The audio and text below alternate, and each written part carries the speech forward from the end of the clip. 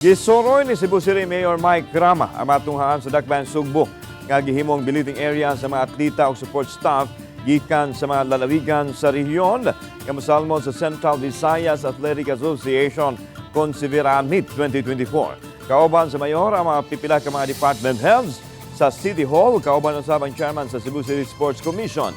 Gipaniguro ni Rama nga luwas ang mga delegado gikan sa ubang madapit nga misalmot sa paugnat sa kusog diin gipahigayon sa dakbayan. Usa siyang nahimamat ang mga delegado gikan sa lalawigan sa City Hall nga nag-star sa San Nicolas Elementary School. Samtang gipaniguro sa organizer sa CViRAA Meet nga walay outdoor sports nga ipahigayon gikan sa alas 9 sa buntag hangtod na sa alas 3 sa hapon. Asam ko nahitabo nga nakasibiraan o sa kalugar nga binyo pag yun sa palarong pambansa. Ihatag ni sa Senior Santo Niño lang, I'm telling you. And it brings Cebu City, it brings the whole island of Cebu.